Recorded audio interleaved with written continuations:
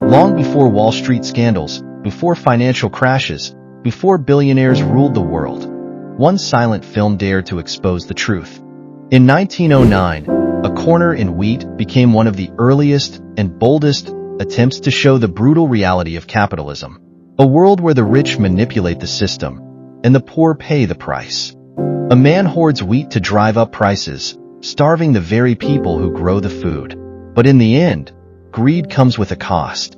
This was more than just a film, it was a warning.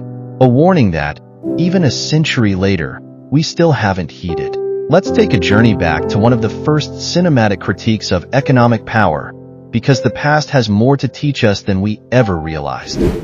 The film opens with a serene yet humble scene of farmers working the land. The golden wheat sways gently under the sunlight, a symbol of both life and labor.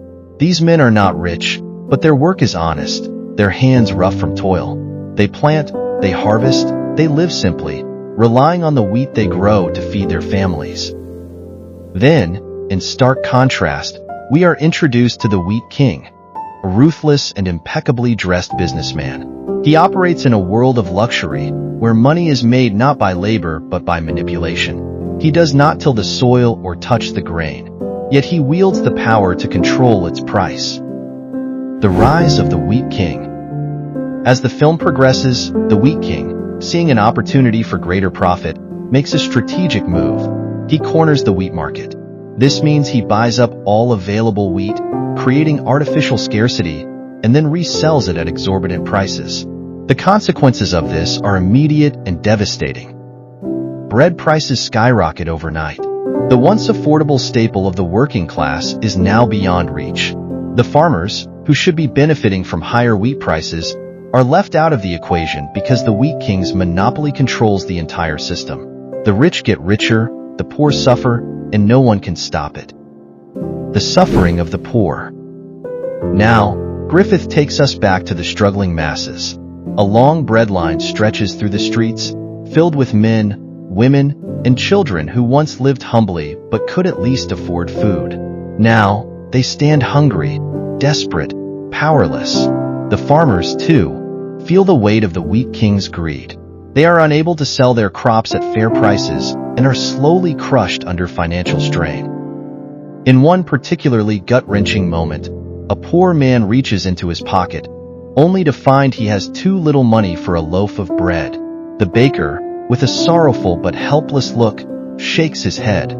He cannot afford to give it away. The man walks away, shoulders hunched, his family's hunger gnawing at him like an invisible beast. The Wheat King's fate, a grim irony. The climax of the film arrives in an unexpected twist of fate. The Wheat King, visiting one of his massive grain storage facilities, steps too close to the edge of a wheat bin. In a moment of poetic justice, he loses his footing and falls in. His desperate attempts to escape are futile as the grain.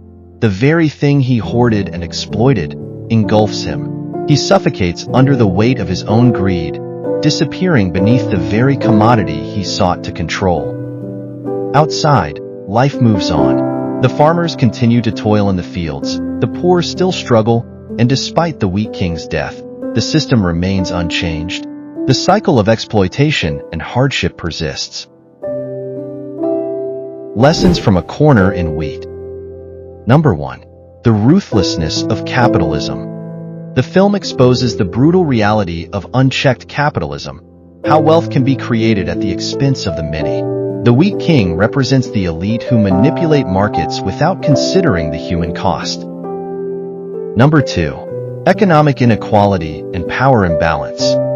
The stark contrast between the wealthy businessman and the poor farmers highlights a timeless issue. Those who control resources hold immense power, often to the detriment of those who actually produce the goods. Number 3.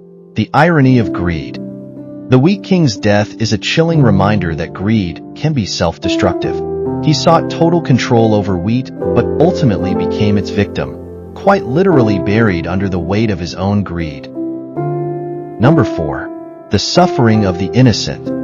While the Wheat King meets a fitting end, the larger tragedy is that the poor continue to suffer. His death does not change the system, illustrating how deeply ingrained economic injustice can be. Number 5. The endless cycle of exploitation.